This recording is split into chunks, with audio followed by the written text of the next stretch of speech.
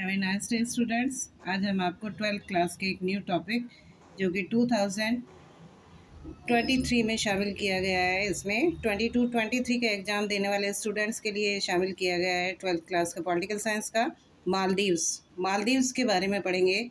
मालदीव हमारी neighbouring countries में से एक है, तो मालदीव्स के बारे में पढ़ेंगे। सबसे पहले हम इसका हिस्टोरिकल बैकग्राउंड देखते हैं। मालदीव की शासन व्यवस्था यानी गवर्नमेंट सिस्टम कैसा है, हिस्टोरिकल बैकग्राउंड कैसा है, किस चीज़ से ये बना हुआ है, ये सारी चीज़ें हमें देखना है। तो देखिएगा, Maldives government system historical background. सबसे पहले हम इसका ऐतिहासिक पृष्ठभूमि देखते हैं। इसकी पृष्ठभूमि क्या है? Number 1, Maldives consist of the 1200 coral island group in a double chain of 26 islets in Indian Ocean। ये हिंद महासागर में 1200 प्रवाल द्वीप समूहों का एक दोहरी श्रृंखला में बना हुआ द्वीप है। दोहरी श्रृंखला में एलॉट्स यानी जो द्वीप हैं, इनको एलॉट्स कहा गया है। 26 एलॉट्स में बांट दिया गया है वो। Number 2, Maldives got independence from the colonial rule on 26 जुलाई 1965। 26 जुलाई 1965 को इसे ब्रिटिशर्स से आज़ादी मिली थी और ये ब्रिटिशर्स का उपनिवेश नहीं रहा था। 26 जुलाई 1965 on 11 October 1968 constitutional monarchy was declared the Republic. अब कॉन्स्टिट्यूशन यानी संवैधानिक राजतंत्र था यहाँ पर, और उसने अपने आप को गणराज्य घोषित कर दिया। सल्तनत थी यहाँ पर, और उसने अपने आप को 1968 में constitutional monarchy declare the Republic, इसने अपने आप को गणराज्य, संवैधानिक गणराज्य घोषित कर दिया। इसके बाद में देखिएगा आप गवर्नमेंट सिस्टम कैसा है। यूनिटरी रिपब्लिक प्रेसिडेंशियल सिस्टम है। यूनिटरी रिपब्लिक प्रेसिडेंशियल सिस्टम है। तो नंबर 1 देखिएगा, the government made up of executive, legislature and the judiciary. ये किस किस से मिलकर बना हुआ है? कार्यपालिका, एग्जीक्यूटिव, लेजिस्लेचर व्यवस्थापिका और जुडिशरी न्यायपालिका से मिलकर बनी हुई है इसकी सरकार। Prime minister Ibrahim Nasir was president from the 1968 to 78। 1968 से लेकर 78 तक इब्राहिम नासिर जो है यहाँ के राष्ट्रपति रहे। द प्री 1968 सल्तनत पीरियड तक यहाँ पर इब्राहिम नासिर जो है इसके राष्ट्रपति रहे मालदीव के। थर्ड देखिएगा, president Mohamed Abdul Gayoom who from 1978, देखिएगा 68 से लेकर 78 तक तो इब्राहिम नासिर रहे जो कि सल्तनत थी उनकी, और अंडर द प्री 1988। और इससे पहले जो है उसके बाद में प्रेसिडेंट मोहम्मद अब्दुल गयूम जो है वो 1978 से 2008 तक वो सबसे ज़्यादा सर्विस देने वाले लीडर रहे। सबसे ज़्यादा समय तक वो प्रेसिडेंट रहे एशिया में। On 3rd November 1988, with the intervention of the Indian government, the coup by the Mohammad Ibrahim Lutfi, a businessman, was failed। और इसके बाद में इसी में ही देखिए, मोहम्मद अब्दुल गयूम के खिलाफ जो है एक तख्ता पलट हुआ था, और वो तख्ता पलट करने वाले कौन थे? एक व्यापारी थे, बिजनेसमैन थे, मोहम्मद इब्राहिम लुत्फ़ी जो कि एक बिजनेसमैन थे। उन्होंने तख्ता पलट की कोशिश की थी, लेकिन इंडियन गवर्नमेंट की वजह से वो सक्सेस नहीं हो पाया था और वो तख्ता पलट जो है उनका फेल हो गया था। नेक्स्ट देखिएगा, अब आ जाता है हमारा the president and the vice presidential position. जो यहाँ पर प्रेसिडेंट और वाइस प्रेसिडेंट का जो पोस्ट है वो कहीं ना कहीं कंट्रोवर्सी में रही है हमेशा। यहाँ पर जो है रिवॉल्ट्स होते रहे हैं। रिवॉल्ट्स किसके थ्रू होते हैं? By charges of police and military revolts. Police के द्वारा रिवॉल्ट्स होते हैं, मिलिट्री के द्वारा रिवॉल्ट्स होते हैं इन पोस्ट्स के लिए, ये president and vice presidential post के लिए। और इसके अलावा जो है कई ऐसे टेररिज्म एक्टिविटी होती है, करप्शन, इन सब से ये पोस्ट जो है वो घिरा हुआ है, कहीं ना कहीं इनमें ये इन्वॉल्व है। इसके बाद देखिएगा number 6, in June 2005 political parties were allowed. अभी तक यहाँ पर पॉलिटिकल पार्टीज अलाउड नहीं थी, और इसके बाद में गवर्नमेंट ने देयर आर 4 पार्टीज रजिस्टर्ड, यहाँ पर पॉलिटिकल पार्टीज को अलाउड कर दिया गया था। कब अलाउड किया गया था? 2005 से। नेक्स्ट है, a new constitution was ratified in the August 2008, paving the way for the country's first multi-party presidential election। और सबसे पहला प्रेसिडेंशियल इलेक्शन जो है पार्टीज के थ्रू जो है वो कब हुआ था? 2008 में। इससे पहले जो है नॉमिनेटेड प्रेसिडेंट हुआ करते थे। इससे पहले तक 2008 से, बिफोर द 2008 नॉमिनेटेड प्रेसिडेंट हुआ करते थे। लेकिन अब जो है, अब इलेक्टेड प्रेसिडेंशियल सिस्टम जो है वो आ गया था, वो मल्टी पार्टी सिस्टम, यानी इन चारों पार्टियों के थ्रू जो है वो इलेक्ट किया जाता था। नंबर 8, मालदीव इन ए प्रेसिडेंशियल रिप्रेजेंटेटिव डेमोक्रेटिक रिपब्लिक। इसको ध्यान रखिएगा, प्रेसिडेंशियल रिप्रेजेंटेटिव डेमोक्रेटिक रिपब्लिक, यानी ये जो है प्रजातांत्रिक गणराज्य हो गया था, प्रजातांत्रिक गणराज्य हो गया था बाद में। The president is the head of the executive, और प्रेसिडेंट यहाँ का कार्यपालिका का प्रमुख होता है, प्रेसिडेंट। और there is a supreme court, एक सुप्रीम कोर्ट होता है, हाई कोर्ट होता है जिसके की 2 ब्रांचेस होती हैं, एंड मैनी लोअर कोर्ट्स, और बहुत सी निचली अदालतें होती हैं जो कि हर एक एटॉल यानी हर एक आइसलैंड जो है उसमें बहुत सी निचली अदालतें होती हैं। अब आ जाता है इंडिया के साथ में इसका रिलेशन क्या है, या फिर इंडिया जो है इसके रिलेशन उनके साथ में सॉफ्ट हैं या हार्ड रिलेशंस हैं, तो ये सब हमें देखना है। नंबर 1 आ जाता है रिलेशनशिप में, in the Indian ocean Maldives is situated south of India's Lakshadweep island, और लक्षद्वीप आइसलैंड के क्लोज है, बिल्कुल पास में है, कुछ 100 किलोमीटर की दूरी पर है ये, इसलिए ये एक तरह से पड़ोसी है। One of the first countries to acknowledge the independence of the Maldives was India। और जब ये मालदीव आज़ाद हुआ था, इंडिपेंडेंट हुआ था, तो उसमें सबसे पहले इसको मान्यता देने वाले देशों में से भारत भी एक देश था।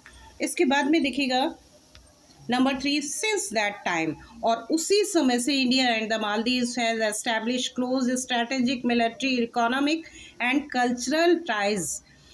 और उसी समय से जो है भारत और मालदीव के बीच में जो है आपस में ऐसी स्ट्रेटजी रही है, ऐसी रणनीति रही है जिसमें कि मिलिट्री यानी सैन्य और आर्थिक और सांस्कृतिक बहुत से समझौते किए गए हैं।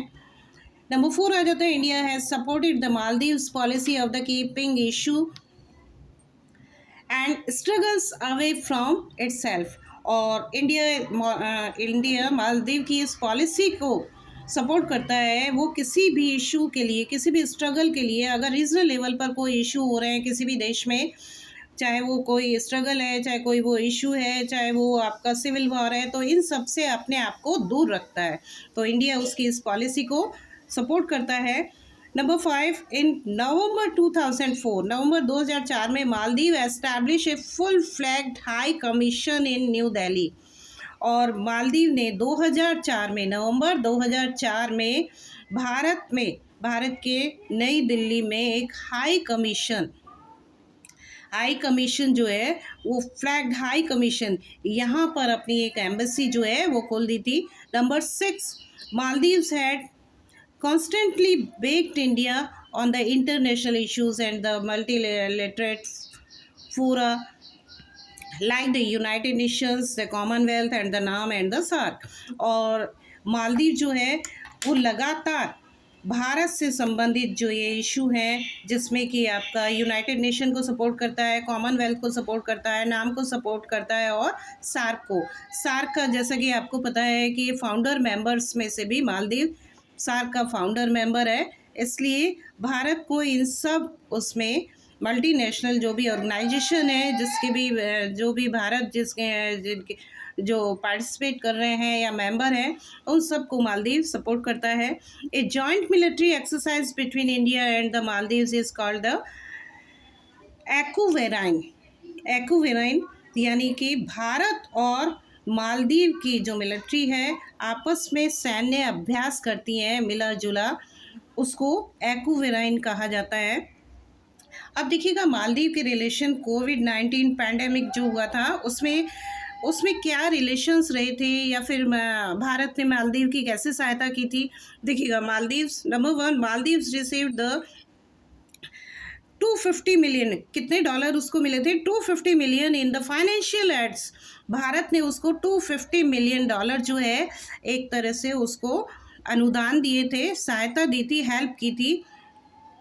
The financial efforts the covid pandemic, और कोविड-19 पैंडेमिक जब चल रहा था उस बीच में भारत ने 250 मिलियन डॉलर की सहायता मालदीव की थी as part of the operation Sanjeevani. और ऑपरेशन संजीवनी जो इन लोगों का एक ऑपरेशन संजीवनी संजीवनी एक पार्ट था। The Indian air force airlifted the 6.2 tonnes of the critical medicines.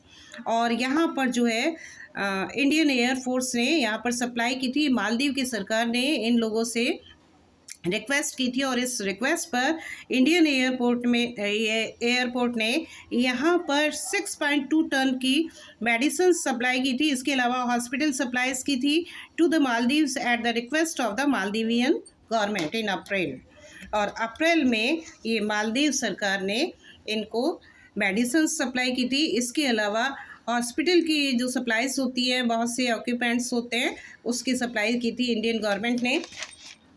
Next देखिएगा, India has also supplied necessary food grains and the edibles districts of the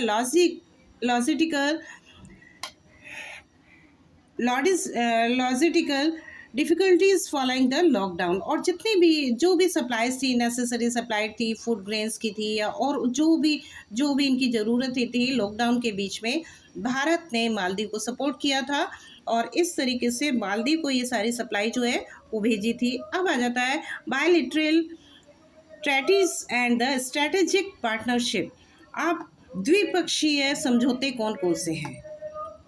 ट्रेटीज होता है समझौते, तो द्विपक्षीय समझौते कौन सी है? स्ट्रैटेजिक यानी कि रणनीतियाँ क्या थी, रणनीतियों में कौन कौन सी रणनीतियों में ये भागीदार थे, आपस में पार्टनरशिप थे। तो नंबर 1 देखिएगा, due to its location in the Indian ocean the Maldives is a strategic important India under the government's neighbourhood first. Maldives की क्या पॉलिसी रही है कि पड़ोसी पहले। भारत इसका पड़ोसी देश है हिंद महासागर में, इसलिए पड़ोसी पहले की नीति रही है। नेबरहुड फर्स्ट, पड़ोसी पहले की नीति पर इसने भारत के साथ में संबंध स्थापित किए हुए हैं। तो the Maldives archipelago of the 1200 coral island in the Indian Ocean is situated close to important shipping lanes that guarantee a steady supply of energy to the nations like China, Japan and India। और 1200 प्रवाल द्वीपों के, हिंद महासागर में 1200 प्रवाल द्वीपों का समूह है और ये जो है शिपिंग लेन्स के अंदर है। ये मालदीव जो है शिपिंग लेन्स के अंदर है और यहाँ से ये अपनी ऊर्जा की supply, energy supply of energy जो है वो उसकी गारंटी देता है। कौन कौन से देशों के लिए? चाइना के लिए, जापान के लिए एंड इंडिया के लिए। नेक्स्ट आइए, India has made many bilateral treaties and the strategic partnership with the Maldives such as, इसने बहुत से समझौते किए हैं, बहुत सी संधियां की हैं और उसमें 1976 की मैरीटाइम ट्रेटीज और 1981 की कॉम्प्रिहेंसिव ट्रेड एग्रीमेंट्स और जो ज़रूरी चीज़ें होती हैं उनका व्यापार समझौते किए गए, उसका व्यापक व्यापार समझौते किए गए।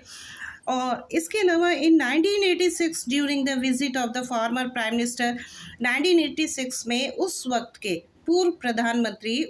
प्रधानमंत्री राजीव गांधी माले गए थे। माले की यात्रा पर उन्होंने it was decide to build a medical complex, और वहाँ पर एक अस्पताल यानी वहाँ पर एक मेडिकल कॉम्प्लेक्स बनाने का वायदा किया था। There with Indian assistance name in Indira Gandhi memorial hospital, और उसको क्या कहा गया था? इंदिरा गांधी मेमोरियल हॉस्पिटल का नाम दिया गया था।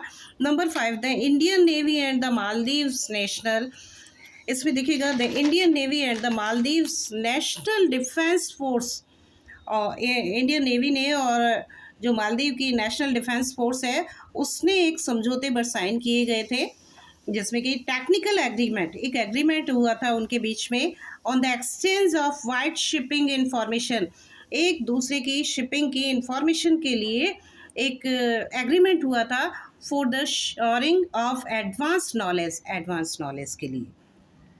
The Coast Guard of the Maldives National Defense Force received a Trinket class fast attack craft। और यहाँ पर जो है मालदीव की नेशनल डिफेंस ने यहाँ से भारत ने उसको क्या दिया था, trinket class fast attack craft, एक क्राफ्ट दिए थे फ्रॉम द इंडियन नेवी इन अप्रैल 2006 में अप्रैल में इंडियन नेवी ने उसको trinket class fast attack craft दिए थे। In order to meet the Maldives' need for the defense training and the equipments, India has adopted a very flexible and the accommodating strategy।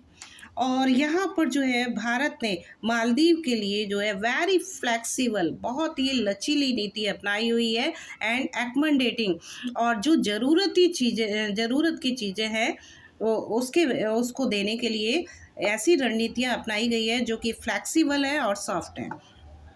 And MOU for the judicial cooperation के लिए between India and the Maldives, India और मालदीव ने judicial cooperation के लिए क्या किया है, and improve opportunity for IT start ups and business both Nations, और डिजिटलाइजेशन किया है, कोर्ट्स का डिजिटलाइजेशन किया है इंडिया की सपोर्ट से मालदीव ने, और जिससे कि IT सेक्टर जो है वो ऊपर हो सके, business in the both nation, और दोनों देशों के व्यापार में बढ़ोतरी हो सके। अब आ जाता है इंडिया एंड मालदीव्स रिलेशन। अब हमें ये भी देखना है कि मालदीव में जो है कितने लोग रहते हैं, भारत से आए हुए कितने लोग रहते हैं, या फिर मालदीव की जो पॉपुलेशन में उनका कितनी परसेंटेज है, या फिर उस पॉपुलेशन का जो है वेरिएशंस क्या है। तो दिखेगा near about the 29,000 Indian community, यानी 29,000 लोग जो है मालदीव में रहते हैं। अबाउट 25% उनमें से करीब 25% जो है वो टीचर्स हैं, जो कि मिडिल और हाई स्कूल में टीचर्स हैं। इसके अलावा और भी कम्युनिटी है जो कि वहाँ पर रहती है, टीचर्स हो गए, इसके अलावा डॉक्टर्स हो गए, नर्सिस हो गए, टेक्नीशियंस हो गए, कॉन्ट्रैक्टर्स हो गए, कॉन्ट्रैक्टर वर्कर्स हो गए, टेलर्स एंड अदर प्रोफेशनलिस्ट जो है वो यहाँ पर रहते हैं। और ये क्या करते हैं, they were support in the Maldivian economy and society, तो वो उनको सपोर्ट करते हैं, यानी उनकी इकोनॉमी में और उनकी सोसाइटी के लिए सपोर्टिव है। अब आ जाइए इंडिया और मालदीव के रिलेशंस कैसे हैं, ये तो हमने अभी पढ़ लिया है, लेकिन इसके भी चैलेंजेस भी हैं। अब चैलेंजेस कौन कौन से हैं, तो देखिएगा ओवर द पास्ट 10 ईयर्स, और पिछले 10 सालों में रेडिकलाइजेशन, यानी कि जो कट्टरवादी है हैज़ इंक्रीज, कट्टरवादी लोग मालदीव में इंक्रीज हो गए, ज़्यादा हो गए हैं, and more people have been the attracted the terrorist like the Islamic states, Pakistan madrasas and the jihad groups. और ज़्यादातर लोग जो है किस तरफ जा रहे हैं, टेररिस्ट एक्टिविटीज़ की तरफ, आतंकवादी की तरफ, और जो जिहादी देश हैं उनसे लोग यहाँ पर आ रहे हैं, इस्लामिक स्टेट से और पाकिस्तान मदरसास जो है, और इसके अलावा जो जिहादी ग्रुप्स हैं वो यहाँ पर आ रहे हैं। तो इसकी वजह से क्या हो गया, एक तरह से टेरर अटैक हुआ है, या फिर इंडिया के खिलाफ जो मूवमेंट्स है वो यहाँ पर स्टार्ट हो गए हैं। नंबर 2 जो है, एक पॉलिसी से इंडिया जो है वो बहुत ज़्यादा सीरियस है इस बात पर, expansion of the Chinese influence, China की यहाँ पर बहुत ज़्यादा सपोर्ट की जाती है, और चाइना को कोई भी चीज़ है, चाहे वो पावर शेयरिंग है या फिर और भी चीज़ है, चाइना इसको सपोर्ट कर रहा है। तो इसलिए यहाँ पर एक ये सीरियस प्रॉब्लम है कि चाइना यहाँ पर है। और नंबर 3 देखिएगा, यहाँ पर एक बहुत से मूवमेंट्स चल रहे हैं जिसमें कि इंडिया आउट मूवमेंट्स चल रहा है। इसके अलावा इंडियन सेंटिमेंट्स के लिए इंडियन सेंटिमेंट्स के लिए अपोजिशन की अपोज कर रहे हैं, इंडियंस को अपोज कर रहे हैं, वो इंडिया आउट के लिए। ये कहा जा रहा है कि जितने भी एग्रीमेंट हो रहे हैं, ये सब हो रहे हैं, तो इंडिया को आउट कर देना चाहिए इससे। तो ये सारी चीज़ें हैं, ये चैलेंजेस हैं। इसके अलावा आपने देखा कि बैकग्राउंड क्या रहा है इसका, सल्तनत था, सल्तनत के बाद में जो है रिपब्लिक, प्रेसिडेंशियल रिपब्लिक हुआ, और प्रेसिडेंशियल के लिए के बाद में डेमोक्रेटिक देखिएगा कि यहाँ पर गणराज्य आ गए हैं, डेमोक्रेटिक प्रजातांत्रिक आ गया है, और यहाँ पर मल्टी पार्टी सिस्टम जो है अब वो वहाँ यहाँ पर हो गया है। लेकिन साथ में ये भी देखना चाहिए कि ये जो चैलेंजेस है, ये चैलेंजेस किस लिए है कि जो ऑर्थोडॉक्स हैं यहाँ पर, जो मुस्लिम ऑर्थोडॉक्स हैं, वो नहीं चाहते हैं कि कोई भी चेंजेस हो, चाहे वो डेमोक्रेटिक, वो ये चाहते हैं कि जो भी चला आ रहा है, वो जो कट्टरपंथी है, रेडिकल लोग हैं, वो ये चाहते हैं कि जो भी चला आ रहा है, जो वो सब परंपराएं चली आए, लेकिन इसमें कोई चेंजेस नहीं हो, चाहे वो टेक्निकल चेंजेस हो, चाहे वो एग्रीमेंट्स हो किसी भी देश के साथ में, तो वो ये चाहते हैं कि जो भी चला आ रहा है वही सब चलता रहे। किसी भी चेंज के लिए, किसी भी डेमोक्रेटिक सिस्टम के लिए वो उसको अडॉप्ट करने को तैयार नहीं है। इसीलिए यहाँ पर जो है बहुत से तख्ता पलट भी होते रहते हैं, कहीं ना कहीं जो है रिवॉल्ट्स होते रहते हैं, लेकिन फिर भी यहाँ की गवर्नमेंट जो है एक अच्छा काम कर रही है, और भारत के साथ में उसके रिलेशंस अच्छे हैं।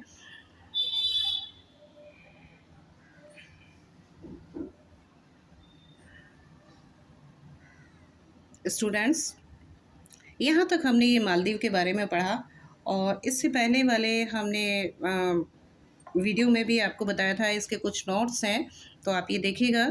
तो have a nice day, next video तक।